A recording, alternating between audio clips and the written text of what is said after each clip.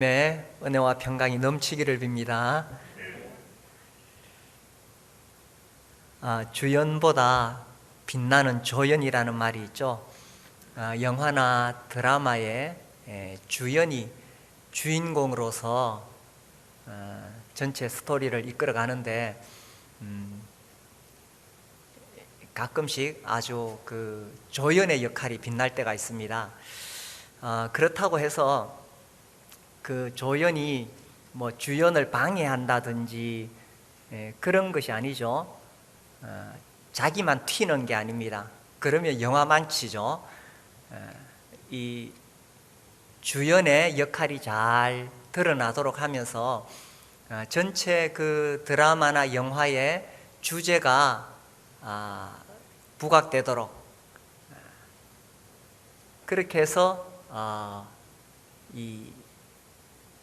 그런 역할을 잘하게 될 때에 주연보다 빛나는 조연이다, 그런 표현을 합니다. 우리가 지금 에스라 10장까지 이르렀습니다. 이제 마지막 장인데 성전을 재건하고 영적인 개혁을 하는 내용이죠. 에스라 전체의 주인공이 누굽니까? 물론 뭐 하나님이시지만 지금 에스라서에서 에스라가 지금 이끌어가고 있습니다. 이제 정말 영적인 개혁을 함으로 해서 이 에스라서가 마무리가 됩니다. 이 과정에서 지금 백성들은 범죄한 상태이고 또 그 문제를 해결하기가 매우 어려운 상황입니다. 그런데 에스라마저도 지쳐 있는 상태입니다. 이때 스가랴가 등장하죠. 스가랴가 등장해서 이 개혁을 클라이맥스로 이끌어갑니다. 지금 정말 이 영적인 개혁이 필요한 이 절대절명의 순간인데 여기서 이제 딱 이렇게 개혁이 되어야 이제 백성들이 살아나게 되는데 그런데 사실은 9장을 지나가면서 분위기가 완전히 가라앉아 있습니다. 완전 초상집 분위기입니다. 이런 분위기에서 스가랴가 어떻게 완전히 이 분위기를 역전시키느냐, 우리가 10장 2절을 보시면 엘람 자손 중 여히엘의 아들 스가랴가 에스라에게 이르되 우리가 우리 하나님께 범죄하여 이 땅 이방 여자를 맞이하여 아내로 삼았으나 이스라엘에게 아직도 소망이 있나니. 이 완전히 가라앉은 분위기를 역전시키는 발언을 합니다. 아직도 소망이 있나니. 이렇게 소망을 선포하면서 영적인 개혁이 일어날 수 있도록 그 분위기를 만들어 간다는 거죠. 그래서 이 에스라 10장은 이제 영적인 개혁이 일어나는 그런 내용인데 오늘 특별히 이 스가랴의 이런 그 영적인 개혁이 일어날 수 있도록 절대적인 역할을 한 이 스가랴를 한번 생각해 보려고 합니다. 지금 상황은 정말 이 백성들에게 희망이 없어 보이는 상황이죠. 범죄하고 실패한 상황입니다. 1절에 보시면 에스라가 하나님의 성전 앞에 엎드려 울며 기도하여 죄를 자복할 때에 많은 백성이 크게 통곡하며 이스라엘 중에서 백성의 남녀와 어린아이의 큰 무리가 그 앞에 모인지라. 우리가 9장에서 살펴봤지만 포로에서 돌아온 자손들이 이방인과 통혼을 했습니다. 사실 이것이 얼마나 심각한 문제인가를 에스라가 지적하고 또 기도했지요. 이스라엘 민족이 이것 때문에 망했잖아요. 이방인과 결혼하면서 그 딸을 주고 또 이방인의 딸을 데려오면서 우상 숭배가 들어오고 그리고 하나님 율법에 불순종하고 그래서 망했거든요. 그렇게 망했는데 또 이방 여인들, 이방인의 딸을 데리고 와서 결혼하고 자기 딸들을 이방인에게 주고 하니까 이게 지금 나라가 망할 상황이 되었던 겁니다. 더 심각한 문제는 이런 일에 그 당시 백성들의 지도자들이 앞장서 있었다는 거예요. 제사장, 레위인. 그래서 10장에 이렇게 쭉 대충 읽어보면 한 113명 정도가 이방인과 결혼을 했습니다. 심지어 이제 이 결혼한 자손들 중에 보면은 예수아의 자손, 이 18절에 예수아의 자손이 나오는데, 이 예수아는 1차 귀환 때 스룹바벨과 함께 이스라엘 백성들을 이끌었던 제일 앞장서 있던 그런 지도자였습니다. 그런데 세월이 흘러서 그의 자손이 이방인과 결혼함으로 정말 이 유대 공동체가 망하게 되는 그런 상황이 되었다는 거죠. 그래서 1절에서 우리가 읽었듯이 에스라가 정말 이 죄를 자복하고 기도합니다. 사실은 에스라가 지은 죄가 아니죠. 그런데 우리가 9장에서 봤듯이 에스라는 마치 자기가 죄를 지은 것처럼, 자기 문제인 것처럼 그렇게 울면서 기도합니다. 이게 참 지도자로서의 아름다운 모범이죠. 공동체 안에 어떤 문제가 생겼으면 그것이 정말 내 문제구나. 저도 목회자로서 이런 장면들을 보면서 정말 사실 그렇습니다. 그 위치, 그 자리가 그럴 수밖에 없습니다. 그 공동체의 지도자가 되면은 특히 교회에서는 더 그렇습니다. 성도들에게 어떤 문제가 생기면 그게 남의 문제가 아니죠. 바로 내 문제입니다. 그래서 에스라도 또 느헤미야도 자기가 죄 지은 거 아니거든요. 그런데 에스라나 느헤미야나 또 다니엘이나 보면은 마치 자기가 죄를 지은 것처럼 자기 백성들을 위해서 울며 기도하고 하나님 앞에 용서를 구합니다. 이게 좀 하여튼 제가 요즘 요즘 뉴스를 이렇게 보면서 이런 게 참 안타까운 거예요. 최근에 우리나라에 계속 사건 사고가 터지는데 아무도 책임지는 지도자가 없습니다. 다 피해가고 자기 잘못 아니라 그러고. 그래서 정말 지도자는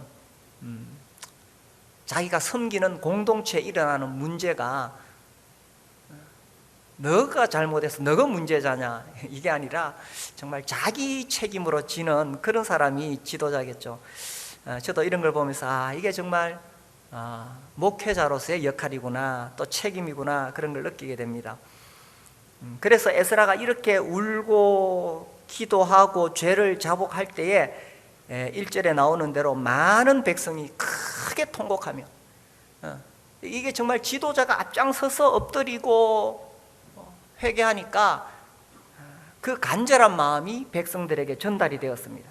그래서 많은 백성들이 통곡하고 또 그 소문이 막 들리기 시작하니까 백성의 남녀와 어린아이까지 큰 무리가 지금 모여들었습니다. 그래서 지금 문제가 얼마나 심각한지 백성들이 깨달았습니다. 그냥 이방인의 딸 데려오고 우리 딸 보내고 그렇게 생각했는데 이게 정말 우리가 망하는 하나님의 심판 아래 있는 상황이구나 하면서 막 사람들이 모여들었습니다. 그런데 모이기는 모였는데 지금 어떻게 할지 방향을 잡지 못하고 있습니다. 그냥 울고 불고 이래서 될 문제가 아니잖아요. 그 분위기는 완전히 초상집 분위기인데 이래가지고 될 문제가 아니잖아요. 막 완전히 깔아앉았습니다. 만약에 우리 교회에 어떤 문제가 생겼다고 해봅시다. 근데 이 문제가 너무 커가지고 전부 다 확 우울해지고 깔아앉고 초상집 분위기 되면 어떻게 되겠어요? 그런 상황인데 이때 스가냐가 소망을 선포한 거예요. 아직도 소망이 있나니. 이게 에스라에게 말한 거지만은 물론 거기 모여있는 사람들이 다 들었겠죠. 다 들었을 것입니다. 우리가 망한 줄 알았는데, 우리 망했다고 생각했는데, 그런데 스가냐가 딱 나타나가지고 아직도 소망이 있나니. 이 언어라는 것은 힘이 있어요. 말이라는 것은 능력이 있습니다. 긍정적인 말, 희망의 말을 선포하면 사람들에게 용기를 주게 돼 있어요. 그게 다 울고 불고 막 완전히 막 처져 있는데 아직도 소망이 있나니. 그러니까 귀가 번쩍 뜨이겠죠. 아, 우리에게 아직도 소망이 있단 말인가. 이게 중요한 거예요. 소망을 선포한 곳에 소망이 있습니다. 다 죽을 듯이 깔아앉아 있을 그 상황에서 소망을 선포한 곳에 소망이 있습니다. 한 번은 제 아내가 어떤 자매님하고 이렇게 통화를 하고 있는데 그때 사실 어떤 막 골치 아픈 문제가 있었어요. 이거 어떡하나. 근데 이제 제가 옆에 뭐 우연히 들었는데 제 아내랑 통화하는 그 자매님이 그거 뭐 걱정하냐고, 뭐 이런 거 저런 거 막 구체적으로 이야기하기는 그렇지만 이런 이야기를 하면서 우리에게 굉장히 아직까지 얼마든지 소망이 있다는 걸 이야기하는 거예요. 그때 제가 마음에 그렇지, 아직 얼마든지 소망이 있지. 왜 내가 이 문제를 이렇게 어렵게만 보느냐, 힘들게만 보느냐, 안 될 것처럼만 생각하느냐. 그러면서 저에게 막 용기가 생기더라고요. 그래서 소망을 선포하는 곳에 소망이 있다는 것입니다. 우리가 지금 코로나로 인해서 참 어두운 터널을 지나가는 것과 같은 그런 상황에 있습니다. 들려오는 소식들은 다 어려운 이야기들이죠.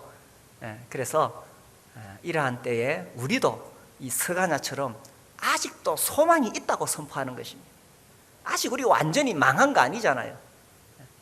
우리 가정의 문제나 또 사업에 있어서나 사실 지금 우리가 목장도 매주 제대로 모이지를 못하고 있습니다. 교회도 성도들이 다 나오셔야 하는데 아직 뭐 개인적인 사정이나 이런 것으로 다 나오지 못하고 있습니다. 그렇다고 해서 우리가 뭐 망하겠어요? 아직도 소망이 있습니다. 아멘을 안 하시네. 아직도 소망이 있습니다. 예.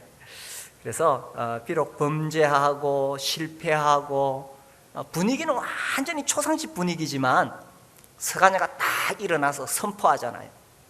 아직도 소망이 있나니. 지금 이 상황은 지금 스가냐가 그렇게 말은 했지만 이 상황을 수습하는 것은 쉽지 않습니다. 이 해결하는 것이 쉽지 않습니다. 이 3절에 보면 곧 내 주의 교훈을 따르며 우리 하나님의 명령을 떨며 준행하는 자의 가르침을 따라 이 모든 아내와 그들의 소생을 다 내보내기로 우리 하나님과 언약을 세우고 율법대로 행할 것이라. 이방인의 딸을 데려왔으니 아내를 내보내자는 것입니다. 그리고 소생, 자녀를 낳았으면 자녀까지도 내보내자는 것입니다.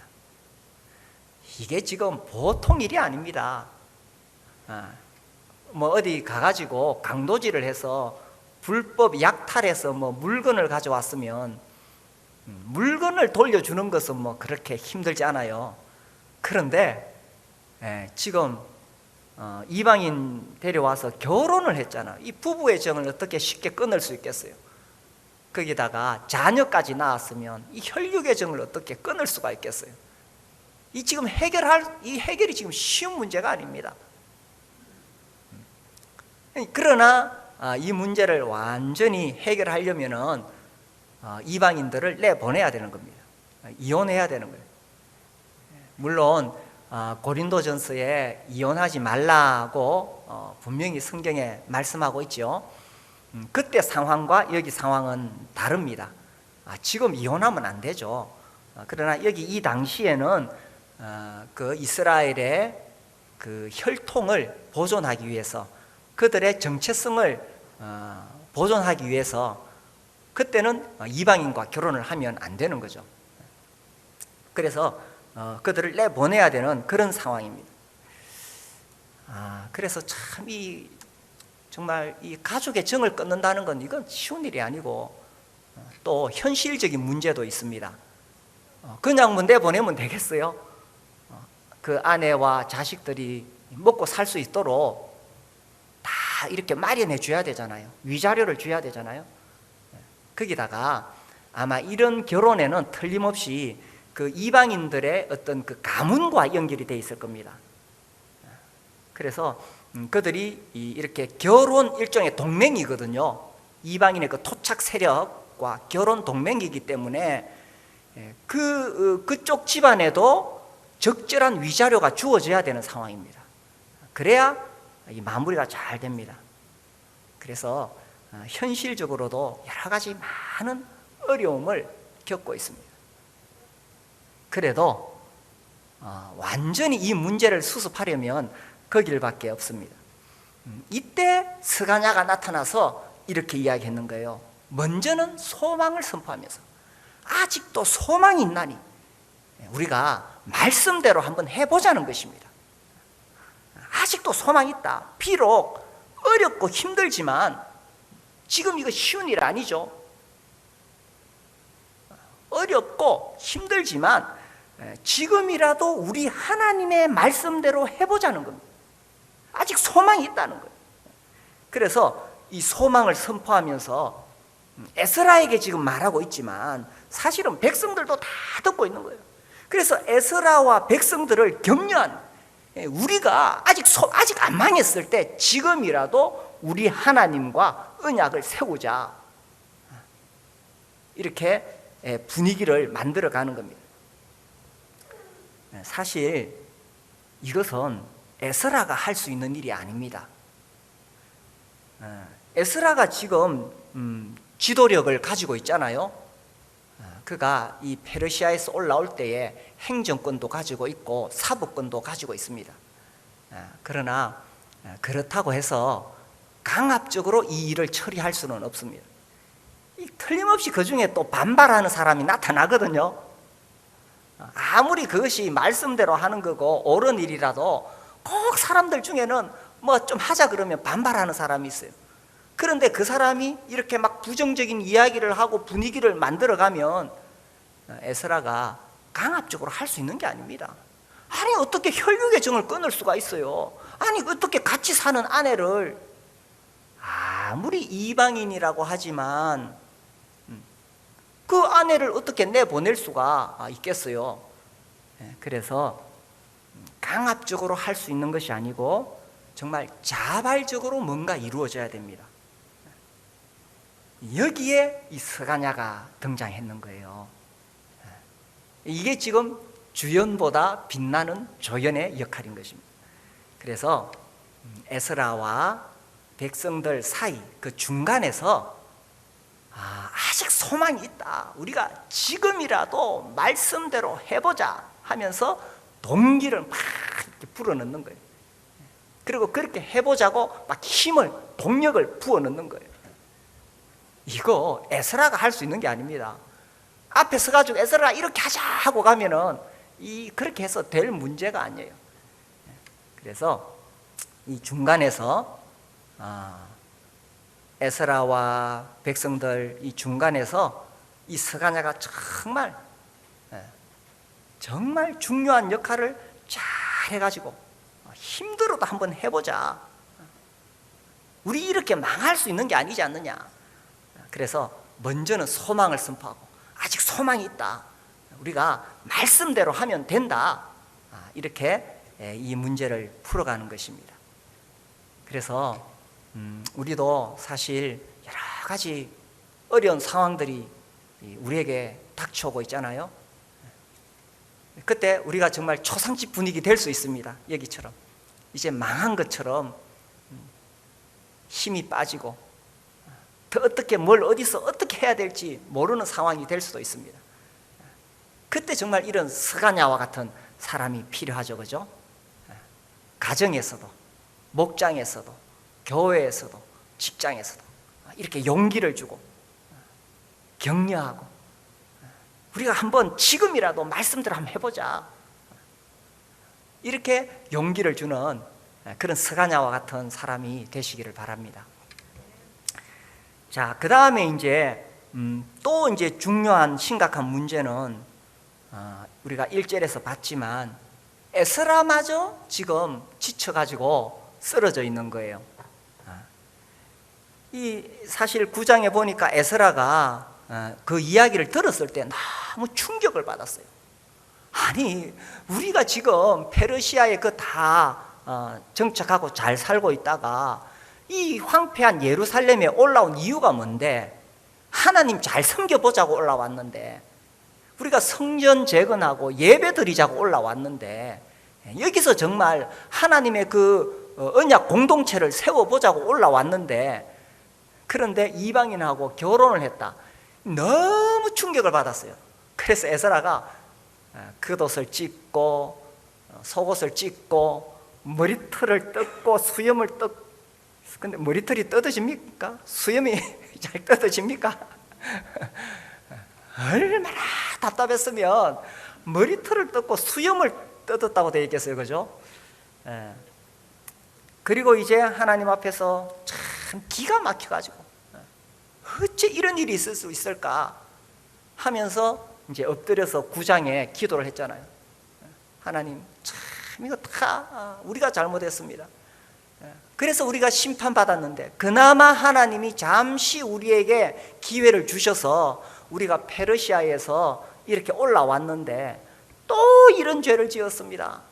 그렇게 막 힘을 쏟아내서 기도하고 울고 나니까 이게 진력이 다 빠져버렸어요.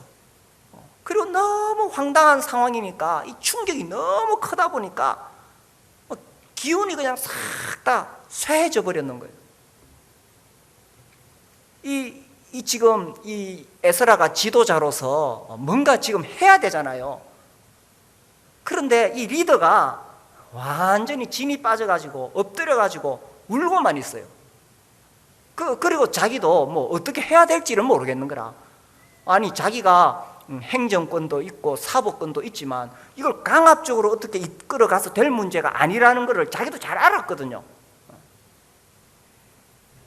그때에 이 4절, 이 주연보다 빛나는 조연이 나타난 겁니다.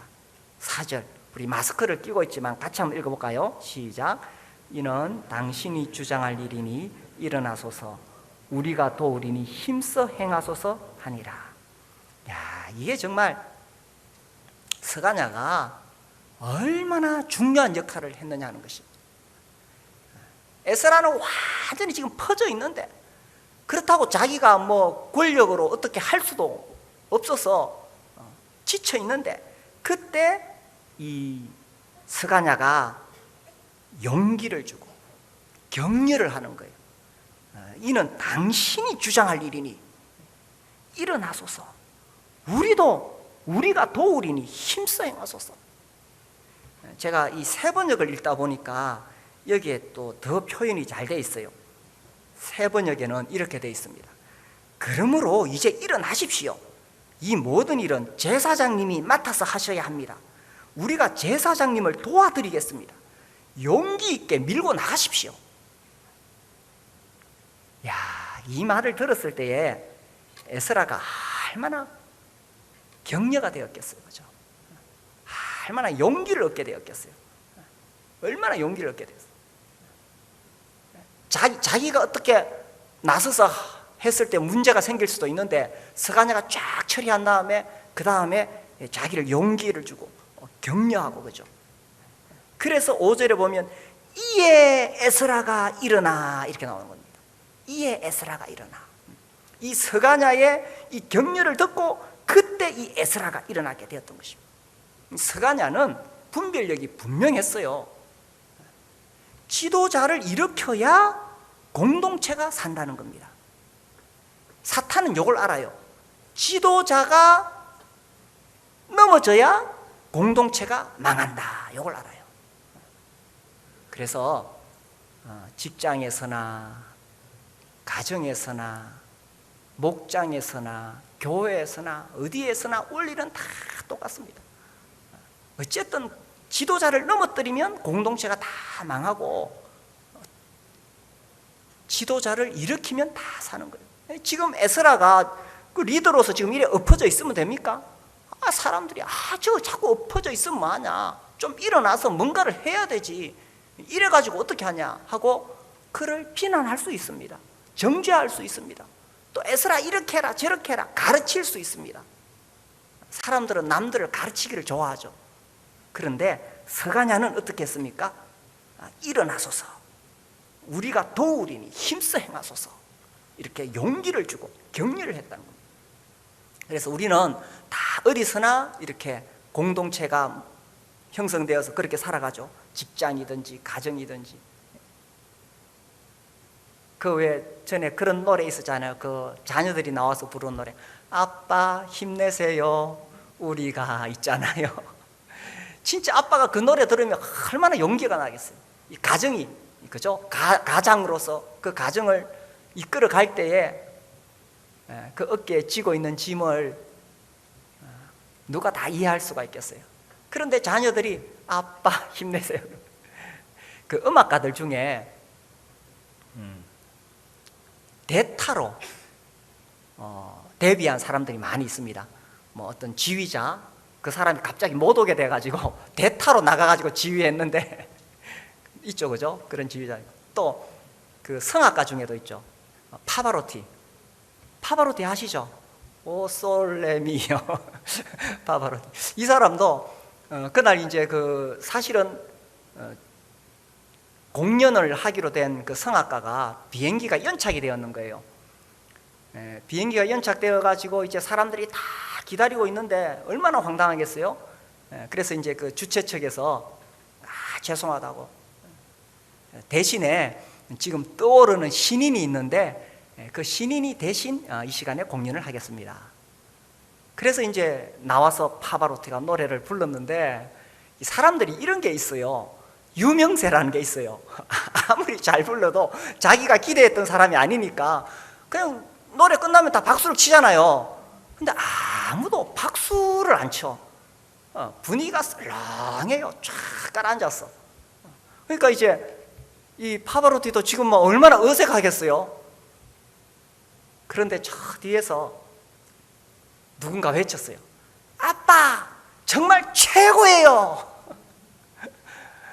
그러니까 이 파바로티가 이렇게 위로가 되는데, 이 전부 이렇게 사람들이 앉아 있다가 아들이 응원하니까 그게 마음에 이렇게 감동이 되잖아요. 그 사람들이 입가에 이렇게 미소가 번지면서 누군가 일어나가지고 박수를 치겠어요. 그러니까 막 여기저기서 다 일어나가지고 막 박수를 쳤어요. 그래서 아빠를 위로하고 격려하고 용기를 주고, 하나 공동체든지 직장에서도 그렇죠? 마찬가지고, 목장에서도 우리 목자님 위로하고 격려하고, 교회에서도 마찬가지겠죠. 그래서 이 에스라를 향해서 얼마나 큰 위로가 되었겠어, 그죠? 당신이 주장할 일인 일어나소서, 우리가 도우리니 힘써 행하소서. 그래서 여기에서 이렇게 에스라가 일어나 제사장들과 레위 사람들과 온 이스라엘에게 이 말대로 행하기를 맹세하게 하네. 이제 용기가 딱 생겼는 거예요. 이렇게 하자, 이렇게 해보자 하고 맹세하도록 하니까 무리가, 이제 분위기가 확 역전되었잖아요. 막 울고 불고 또 여차하면 반발하려고 하는 그런 사람도 있었을 것인데 분위기가 확 역전되었습니다. 그래서 무리가 맹세하는지라. 그래서 우리가 이렇게 소망을 선포하는 사람이 되었으면 좋겠어요. 여기 지금 이 에스라 10장에 정말 이스라엘 공동체가 망할 수 있는 이런 상황인데, 이 영적인 개혁이 확 일어날 수 있도록 한 이 서가냐의 역할은 정말 주연보다 빛나는 조연이 아닙니까? 우리가 인생 살면서 누구라도 다 완벽한 사람이 없습니다. 범죄하고 실패하고 넘어지죠. 그런 자리에서 아직도 소망이 있다. 소망을 선포하는 사람. 또 말씀대로 살기가 참 어렵고 힘이 듭니다. 어떤 문제를 해결하는 것이 쉽지 않을 수 있습니다. 그때 그에 가서 아직도 소망이 있다. 말씀대로 한번 해보자. 그리고 우리가 속해 있는 여러 공동체에서도 마찬가지죠. 거기서도 우리가 소망을 선포하고 위로하고 격려하고, 그러면 결국 우리 다 함께 살아나는 거예요. 예수를 믿는다는 게 뭐냐? 예수님을 믿는 사람들은 소망을 선포하는 사람들입니다. 사도행전 27장을 한번 볼까요? 사도행전 27장에 보면 이 바울 일행이 큰 풍랑을 만나게 됩니다. 27장 20절에 보시면 배를 타고 가는데 계속 풍랑이 며칠째 계속돼서 이제 이 광풍에 희망이 없는 상황입니다. 20절에 여러 날 동안 해도 별도 보이지 아니하고 큰 풍랑이 그대로 있음에 구원의 여망마저 없어졌더라. 야, 이거 우리가 글로 읽어서 그렇지, 그죠? 실제로 이런 상황 돼보세요. 하늘이 캄캄해서 해도 별도 보이지 않는다. 그 캄캄한 바다에 광풍만 몰아치고 이제 죽었구나. 살 소망이 없는 겁니다. 그때 이 바울이 일어나서 22절 보시면 내가 너희를 권하노니 이제는 안심하라. 안심하라. 소망을 선포하는 겁니다. 너희 중 아무도 생명에는 아무런 손상이 없겠고 오직 배뿐이리라. 내가 속한 바 곧 내가 섬기는 하나님의 사자가 어젯밤에 내 곁에 서서 말하되 바울아 두려워하지 말라. 네가 가이사 앞에 서야겠고 또 하나님께서 너와 함께 항해하는 자를 다 네게 주셨다 하였으니. 25절 그러므로 여러분이여 안심하라. 나는 내게 말씀하신 그대로 되리라고 하나님을 믿노라. 바울은 자기 인생이 하나님의 손에 다 있기 때문에 거기다 이제 예수님이 나타나셔서 바울을 지켜주신다고 약속하셨잖아요. 그래서 이제 바울이 정말 이 며칠 동안 캄캄한 어둠 속에서 항해하는 이제 살 소망을 다 잃어버린 그 사람들에게 소망을 선포한 것입니다. 여러분이여 안심하라. 나는 내게 말씀하신 하나님 말씀 그대로 될 줄 믿노라. 이것이 예수 믿는 사람들이 이 땅에 살아가면서 주위 사람들에게 줄 수 있는 큰 영향력이라고 생각합니다. 다 망했다고 생각하고 이제는 더 이상 희망이 없다고 생각할 때에 소망을 선포하는 사람. 사탄은 항상 우리에게 절망을 선포합니다. 그래서 우리의 귀에 대고 이렇게 말하지요. 더 이상 희망이 없어. 네 인생은 끝이야. 네 꼬라지를 봐라. 포기해. 그렇게 실패하고 죄짓고 하나님도 너를 버리셨을 거야. 혹시 이런 속삭임을 들어보지 않았습니까?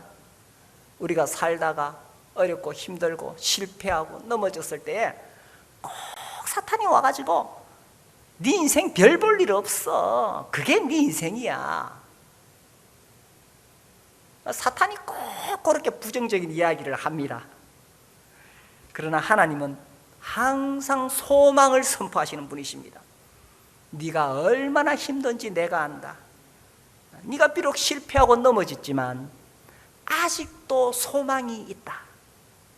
말씀을 붙잡고 일어서라. 내가 너와 함께 하겠다. 강하고 담대하라. 하나님은 우리에게 항상 소망을 주시는 분이십니다. 그래서 나의 인생, 또 내 주위에 있는 많은 사람들, 또 우리 가족들 여러 가지 어렵고 힘든 상황, 실패한 것처럼 지금 뭔가 하긴 해야 되는데 다시 일어설 수 없는 그런 상황 속에서 예수를 믿는 사람은 어떤 사람이냐? 사망 권세를 깨뜨리시고 부활하신 그 예수님을 믿는 것입니다. 그래서 어떠한 상황에서도 소망을 잃지 않는 사람, 그리고 나만 그 소망을 가지고 있을 뿐만 아니라 내 주위 사람들에게도 소망을 선포하는 사람, 그 사람이 예수 믿는 사람 아니겠습니까? 그리고 소망을 선포한 곳에 소망이 있다는 사실입니다. 소망을 선포하면 그 소망을 듣는 사람들 속에 소망이 일어나게 되어 있어요. 용기가 생기는, 격려가 일어나는. 그래서 에스라가 이제 일어나가지고 계획을 시작하고 백성들도 일어나가지고 계획을 시작하고 그게 3개월 만에 마무리를 짓잖아요. 그래서 소망을 선포한 곳에 소망이 있습니다. 그래서 우리 형제자매님들 소망을 선포하는 사람들이 되시기를 바랍니다.